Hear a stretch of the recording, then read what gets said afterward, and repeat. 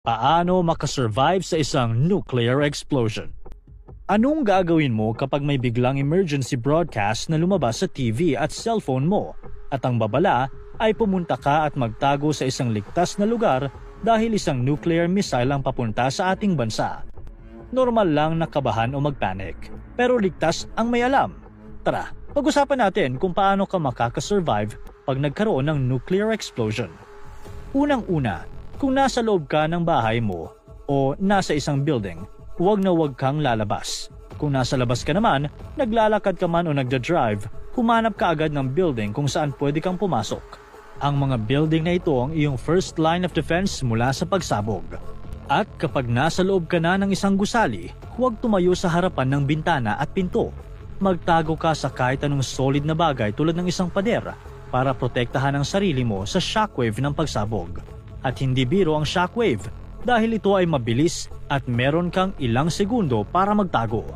Ang ilang halimbawa ng mga pwedeng gawing shelter ay mga basement, mga structures na gawa sa concrete o ang gitna ng isang malaki at multi-story na building.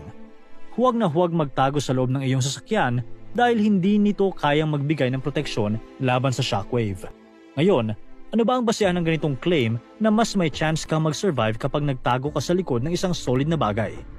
Para malaman ang sagot, kilalanin natin si Tsutomu Yamaguchi, ang survivor ng 2 atomic bomb attacks ng USA sa Hiroshima at Nagasaki sa Japan. Ang unang atomic bomb na bumagsak sa Hiroshima ay ang Little Boy na may explosive force na 12,000 hanggang 15,000 tons ng TNT at ang blast radius ay 13 kilometers, 370 meters ang circumference at may surface temperature na 6,000 degrees Celsius.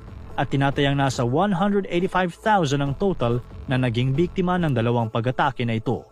At pareho itong nasaksihan ni Tsutomu Yamaguchi.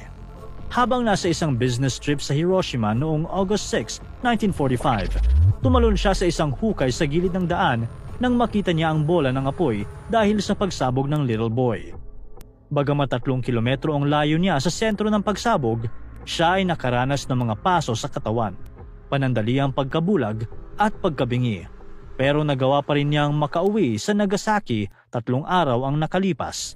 At dito naman ay naranasan niya ang pagsabog ng Fat Man, ang ikalawang atomic bomb habang nasa opisina. Himalang nakaligtas ulit si Yamaguchi. Sinasabing ang reinforced stairwell sa gusali ang nagsilbing shock absorber ng pagsabog. Isa lang si Yamaguchi sa mga survivor sa 2 pagsabog na iyon. Na sa kabila ng pagiging mapaminsala nito, 71% ng populasyon sa Hiroshima ang nakasurvive